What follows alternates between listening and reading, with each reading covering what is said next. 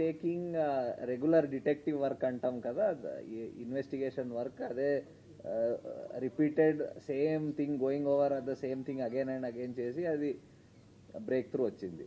So immediately మీకు ఎన్ని questions వచ్చినాయి, మాకు దానికంటే ఎక్కువ క్వశ్చన్స్ ఆ ఫస్ట్ డే వచ్చినాయి. బట్ ఆ క్వశ్చన్స్కి ఆన్సర్స్ ఇంత ఇమ్మీడియట్లీ ఏం రాలేదు. మీరు కూడా ఇప్పుడు చూస్తున్నారు, రీజన్ చూస్తే అలాంటి రీజన్ ఎవరికి స్ట్రైక్ కాదు, ఇలాంటి రీజన్ ఉండొచ్చని.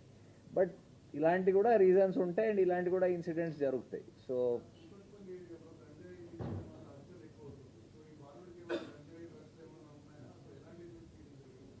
లేదండి, ఆ యాంగిల్ వెరిఫై చేసాము, అట్లాంటిది ఏమీ లేదు. I think the short report వచ్చింది which indicated the cause of death, అది వచ్చింది, అంతవరకు వచ్చింది. అది కూడా అడిగాము, ఇది రెండోసారి అని చెప్తున్నాడు. అంతకుముందు కూడా ఒకసారి వెళ్ళాను, ఇది రెండోసారి ఇట్లా వెళ్ళానని చెప్తున్నాడు.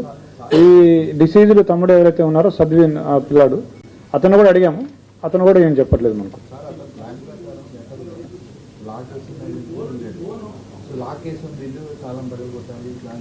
లాక్ అని చెప్పలేదు మనకి. నార్మల్గా వీళ్ళు ఇది వేరే, ఆ లెటర్ ఈ దీనికి సంబంధించింది కాదు. ఆ అమ్మాయి చూడదు, ఆ బ్యాగ్ తీసుకొని వెళ్ళిపోదాం అనుకున్నాడు అతను. ఆ అమ్మాయి ఇంకా చూడదు, ఆ బ్యాగ్ తీసుకొని పరిగెత్తుకొని వెళ్ళిపోవచ్చు అనుకున్నాడు.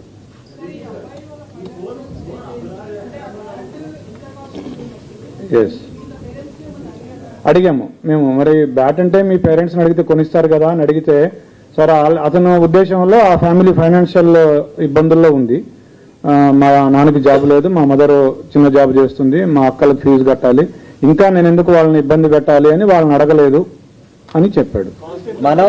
మనం ఈ కేసుకి మనం when we're asking the questions, మనం ఒక 14-year-old అబ్బాయి పర్స్పెక్టివ్ అండ్ దట్ బ్యాక్గ్రౌండ్ నుంచి అనుకుంటే మేబీ మనకి ఆన్సర్స్ వస్తాయి.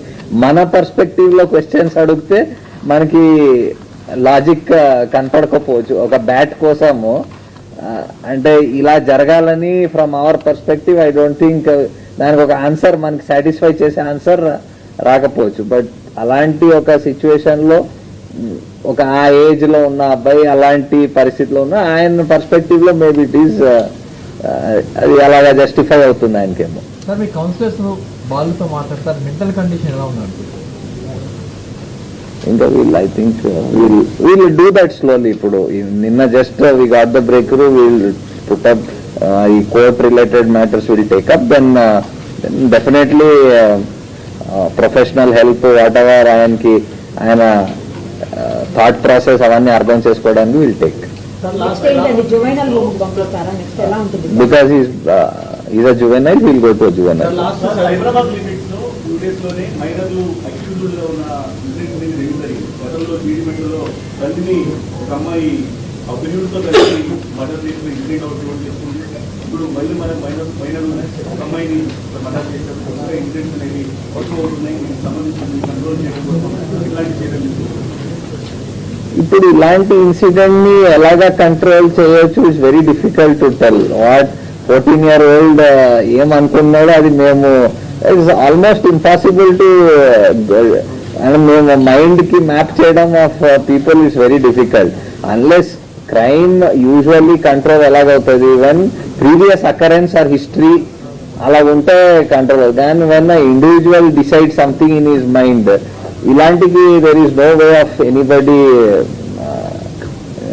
అండ్ ఇది మేమే ముందు ఆలోచించి దానికి ఆపడానికి అసలు మీరు చెప్పాలి ఏమైనా ఉంటే.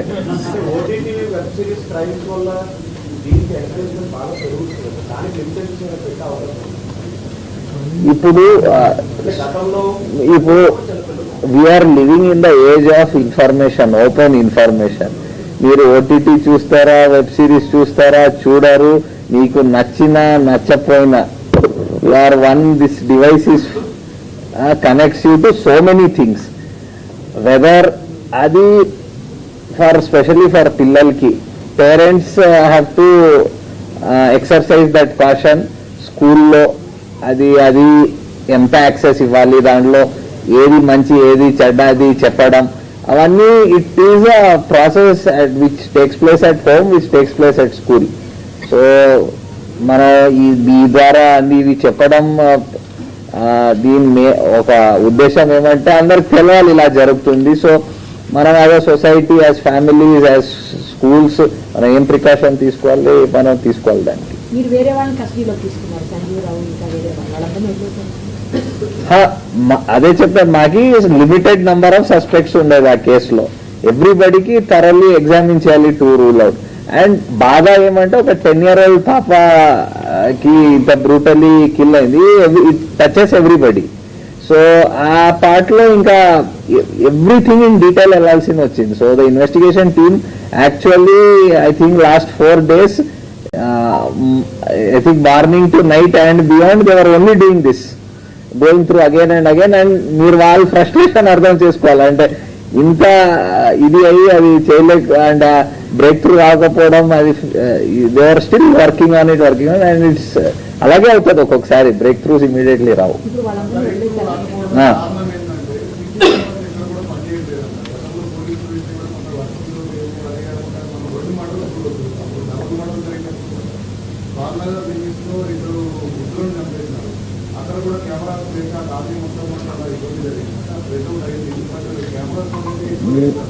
We cannot cover every square inch in camera కదండి. We cannot, and it is not physically possible. ప్రపంచం అంతా ఎవ్రీ స్క్వేర్ ఇంచ్ కెమెరాతో కవర్ అవుతుందని అది కష్టం. I don't think that is very feasible. ఎంత అయినా there will be some areas where cameras will not be there. మనం 3,500 square kilometers కి ఎవ్రీ ఇంచ్ కెమెరాతో కవర్ అవ్వాలంటే అది ఇట్స్ ఇంపాసిబిలిటీ.